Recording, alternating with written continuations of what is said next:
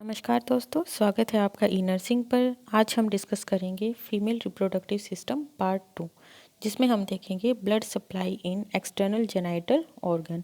इससे पहले female reproductive system part 1 में हमने देखा था anatomy of external genital organs. शुरुआत करते हैं हम आर्टीरियल ब्लड सप्लाई से। एक होता है ऑक्सीजनेटेड ब्लड, एक होता है डीऑक्सीजनेटेड ब्लड।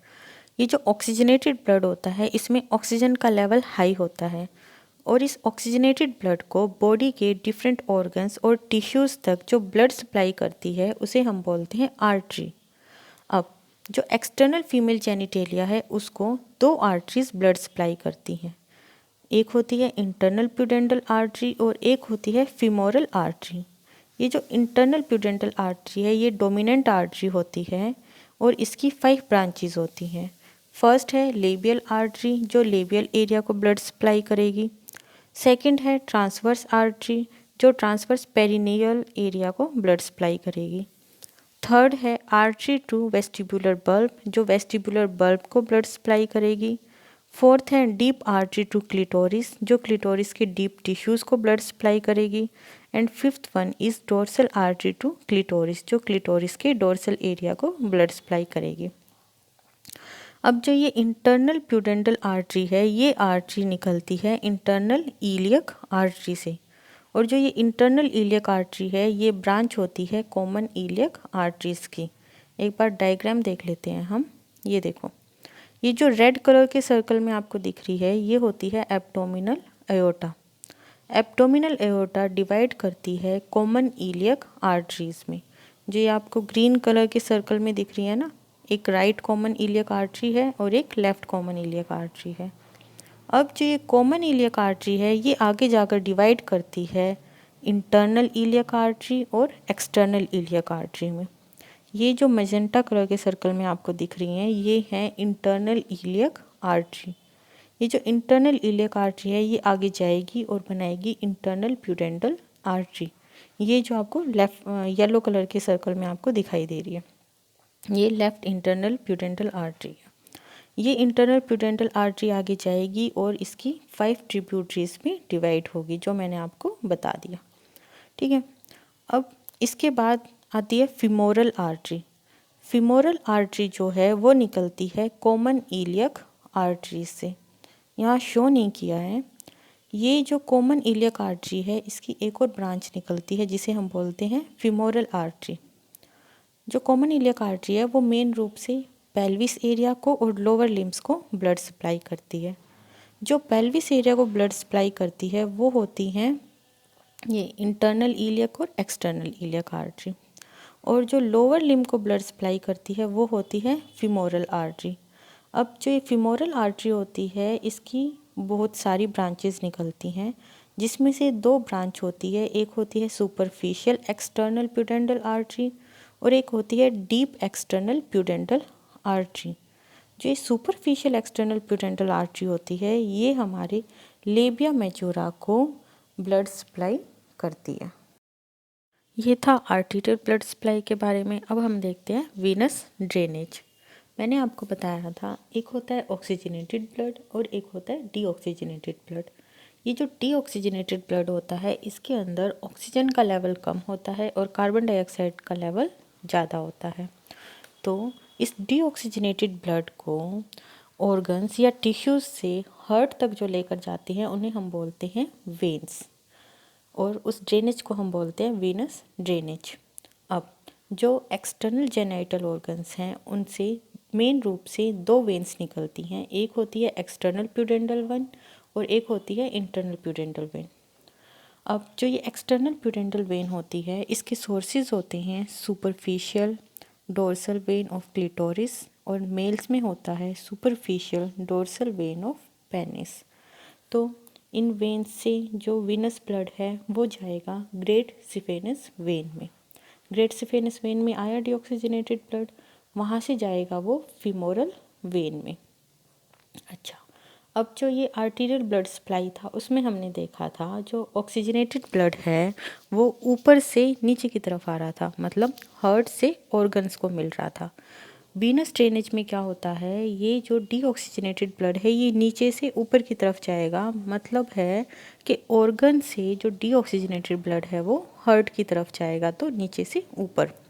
तो अब ये जो फीमोरल वेन है यहाँ से ये ऊपर की तरफ कहाँ जाएगा, एक्सटर्नल ईलियक वेन में। एक्सटर्नल ईलियक वेन में आ गया डीऑक्सीजनेटेड ब्लड। अब हम इधर देखेंगे जो इंटरनल प्यूडेंटल वेन्स हैं, जो उनका सोर्सेज होता है वो होता है deep vein of vulva, male में होगा deep vein of penis, bulb of vestibule, और मेल में होगा बल्ब ऑफ पेनिस की जो वेन्स हैं। ये सारी वेन्स मिलकर बनाएंगी इंटरनल प्यूडेंटल वेन। अब इस इंटरनल प्यूडेंटल वेन से जो डीऑक्सीजनेटेड ब्लड है वो जाएगा इंटरनल ईलियक वेन में। उधर से आया एक्सटर्नल ईलियक वेन में डीऑक्सीजनेटेड ब्लड, और इधर से आया इंटरनल ईलियक वेन में डीऑक्सीजनेटेड ब्लड। अब ये दोनों मिलकर जाएंगी कॉमन ईलियक वेन में। ये डायग्राम है। डायग्राम में ये जो ब्लू कलर की ये वेन्स आपको दिख रही हैं ये हैं कॉमन ईलियक वेन। ये जो ग्रीन कलर के सर्कल में दिखाई दे रही है ये कॉमन ईलियक वेन से डीऑक्सीजनेटेड ब्लड गया इंफीरियर वेना कैवा में। जो ये ब्लू कलर की एक बड़ी सी वेन आपको दिख रही है ये है इंफीरियर वेना कैवा। फिर इस इंफीरियर वेना कैवा से जो ब्लड है वो जाएगा हार्ट में। हार्ट में डीऑक्सीजनेटेड ब्लड जाएगा। फिर ये साइकिल ऐसे ही चलती रहती है। हार्ट से जो ऑक्सीजनेटेड ब्लड है वो मिलेगा ऑर्गन्स को, और ऑर्गन से जो डीऑक्सीजनेटेड ब्लड है वो जाएगा वीनस ड्रेनेज के थ्रू हार्ट में। तो अब हम करते हैं लिम्फेटिक ड्रेनेज। सबसे पहले लिम्फ होता क्या है। लिम्फ एक येलोइश कलर का फ्लूइड होता है जो इंटरस्टिशियल फ्लूइड होता है और सेल्स के बीच में मिलता है, जो लिम्फ कैपिलरीज में जाता है। लिम्फ कैपिलरीज से वो लिम्फ नोड्स में जाता है और वहाँ से वो लिम्फेटिक ड्रेनेज में जाता है।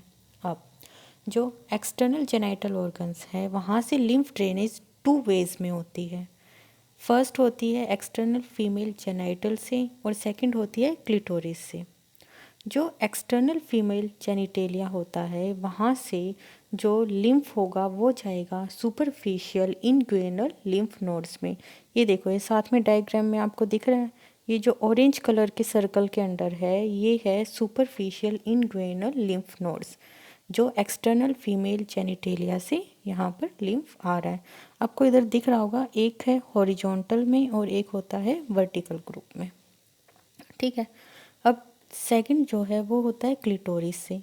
क्लिटोरिस से जो लिम्फ है वो जाएगा डीप इनग्वेनल लिम्फ नोड में। ये इधर डायग्राम में आपको ब्लू कलर के सर्कल के अंदर ये दिख रहा होगा, ये है डीप इनग्वेनल लिम्फ नोड। अब इधर से ये सुपरफिशियल इनग्वेनल लिम्फ नोड और इधर से ये डीप इनग्वेनल लिम्फ नोड, ये दोनों जाएंगे कॉमन ईलियक लिम्फ नोड में। कॉमन ईलियक लिम्फ नोड ये आपको रेड कलर के सर्कल के अंदर जो दिख रहा है ये है कॉमन ईलियक लिम्फ नोड। अब जो कॉमन ईलियक लिम्फ नोड है यहाँ से जो लिम्फेटिक ड्रेनेज है वो जाएगा सिस्टेना काइली में। सिस्टेना काइली क्या होता है, सिस्टेना काइली जो ये हमारी थोरेसिक वर्टिब्रा है, इधर थोरेसिक डक्ट होता है। थोरेसिक डक्ट का जो नीचे वाला पार्ट होता है उसे हम बोलते हैं सिस्टेना काइली। तो जो लिम्फ है वो जाएगा सिस्टेना काइली में। सिस्टेना काइली से लिम्फ जाएगा थोरेसिक डक्ट के अंदर और थोरेसिक डक्ट से वो जाएगा सेंट्रल सर्कुलेशन में। इस तरह से लिम्फेटिक ड्रेनेज होता है। अब हम देखते हैं नर्व सप्लाई। ये जो फीमेल एक्सटर्नल जेनिटेलिया है उसको मेन रूप से जो नर्व सप्लाई करती है उसे हम बोलते हैं प्यूडेंटल नर्व। ये जो प्यूडेंटल नर्व है ये बनती है second, third and fourth sacral spinal root से। अब जो प्यूडेंटल नर्व होती है वो 3 पार्ट्स में डिवाइडेड होती है। फर्स्ट है डोर्सल नर्व। ये जो डोर्सल नर्व है ये क्लिटोरिस को नर्व सप्लाई करती है और इसका काम होता है क्लिटोरल इरेक्शन, मतलब क्लिटोरिस है उसका साइज़ इंक्रीज़ करने में।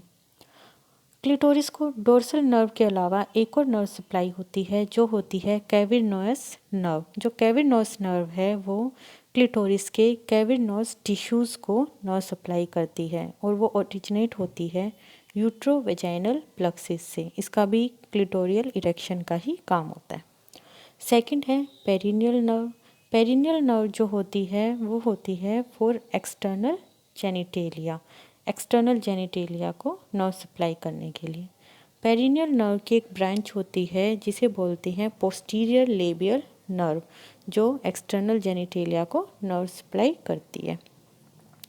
अब जो लेबिया मेजोरा है उसको एक और एडिशनल नर्व सप्लाई होती है जिसे हम बोलते हैं एंटीरियर लेबियल नर्व। ये जो एंटीरियर लेबियल नर्व है ये ब्रांच होती है इलियो इंगुइनल नर्व की। ठीक इसी तरह से जो मोनस प्यूबिस है उसको एक एडिशनल नर्व सप्लाई करती है जिसे हम बोलते हैं जेनिटो फिमोरल नर्व। अब इन दो के अलावा एक थर्ड ब्रांच होती है प्यूडेंटल नर्व की जिसे हम बोलते हैं इंफीरियर रेक्टल नर्व। ये जो इंफीरियर रेक्टल नर्व है ये रेक्टल एरिया को नर्व सप्लाई करती है। चाइल्ड बर्थ के टाइम पे जो एनेस्थीसिया दिया जाता है वो दिया जाता है प्यूडेंटल नर्व को। प्यूडेंटल नर्व को ही क्यों दिया जाता है? क्योंकि प्यूडेंटल नर्व ही मेन नर्व होती है जो एक्सटर्नल जेनिटेलिया को नर्व सप्लाई करती है और फिर बाद में उसकी ब्रांचेस बनती हैं। तो अगर प्यूडेंटल नर्व को ही एनेस्थीसिया दे देंगे तो सभी नर्व्स जो हैं वो नम हो जाएंगी। जो इसका लैंडमार्क होता है, मतलब किस लैंडमार्क पर एनेस्थीसिया दिया जाता है, वो लैंडमार्क होता है इस्चियल स्पाइन। वहाँ पर एनेस्थीसिया दिया जाता है। एनेस्थीसिया देने से क्या होगा, जो प्यूडेंटल नर्व है उसका जो सेंसरी सिस्टम है वो ब्लॉक हो जाएगा, सेंसेशन जो है वो ब्लॉक हो जाएगी।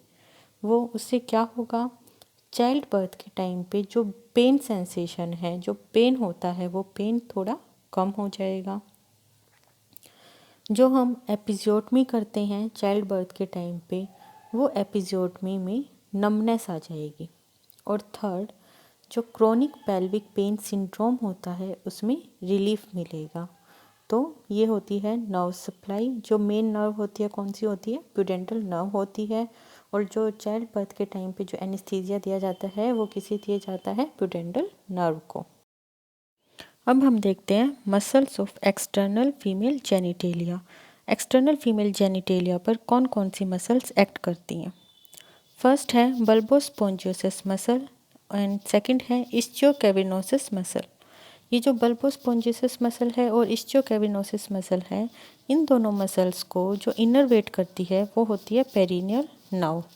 ये इधर डायग्राम में जो ग्रीन कलर के सर्कल में है वो है बल्बोस्पोंजियोसिस मसल और जो ब्लैक कलर के सर्कल में है वो है इस्चियोकेविनोसिस मसल। नेक्स्ट है deep transverse perineal muscle and superficial transverse perineal muscle. ये जो इधर पर्पल कलर के सर्कल में है ये है deep transverse perineal muscle. Next है levator ani muscle. Levator ani muscle जो ये ब्लू कलर के सर्कल में ये दिख रही है, ये लंबे वाली, ये है लिवेटर एनाई मसल। ये 4 टाइप से है: इलियोकोकाइजिनस मसल, प्यूबोकोकाइजिनस मसल, प्यूबोरेक्टालिस मसल, प्यूबोवेजिनलिस मसल। ये जो इसके 4 टाइप्स हैं इनको इनर्वेट करती है पेरिनियल नर्व। और इसका एक 5th टाइप जो है कोकाइजिनस मसल है। इसके अलावा है perineal body, external anal sphincter and external urethral sphincter. तो ये सब था muscles of external female genitalia. और इसी के साथ हमारा external female genitalial organ chapter finish होता है। नेक्स्ट टॉपिक में हम देखेंगे इंटरनल फीमेल जेनिटल ऑर्गन्स। और इसी के साथ thank you, God bless you.